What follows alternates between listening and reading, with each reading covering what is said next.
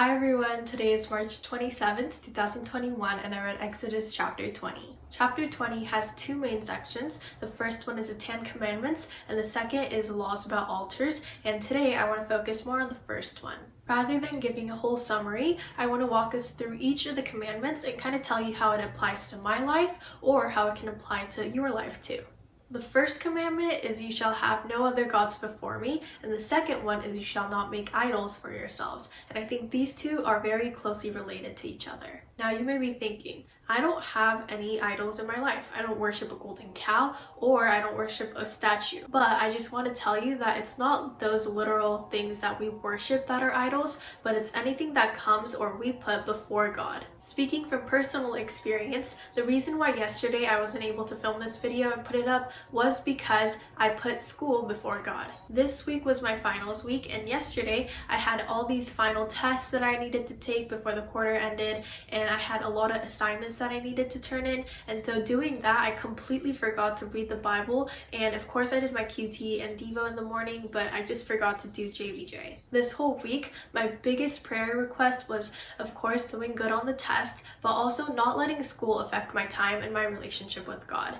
But unfortunately in the end I did let that happen, and I did let school become my idol. It's really easy for those basic, necessary things to sometimes take the place of God. And when that happens, we do need to turn back and we do need to reset our priorities. Now moving on to the third commandment, it is you shall not take God's name in vain. I think many of us can relate to this, but I constantly throughout the day, every single day, say, oh my God.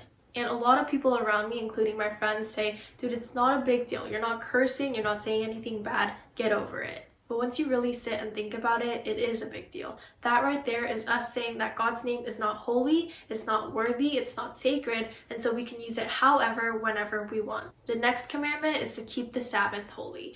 Now, I don't know what Sunday means to you, but for me personally, it's just another weekend, except in the morning I do online service. But I really need to realize that Sunday isn't just another weekend, but it's rather a day where I can come before God and refreshen my spiritual self. Now, our fifth commandment is pretty straightforward. It's honor your father and mother. From this, I encourage that if you do have a broken relationship with your parents, to sit down, have a cup of tea, talk with them, and have a conversation.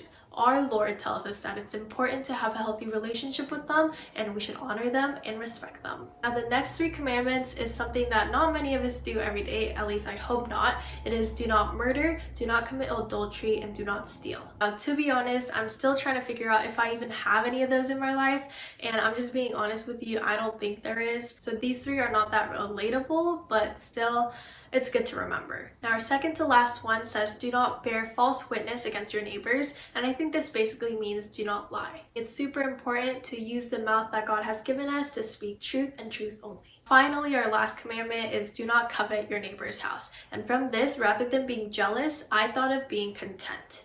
It's so hard to be content, and every single day I have something new that I want. I want to have the latest closet, I want to have the most jewelry, whatever it is. I find it really hard to be happy with the things that I do have. But it's crucial to have the mentality of what I do have is enough, and most importantly, what I do have is all from God, and from there comes our gratitude and our contentness. Well, that's it for today's journey. Thank you so much for joining. Hopefully this run through kind of refreshed your memory about the commandments, and I'll see you guys again next time with the Psalm Read Out Loud.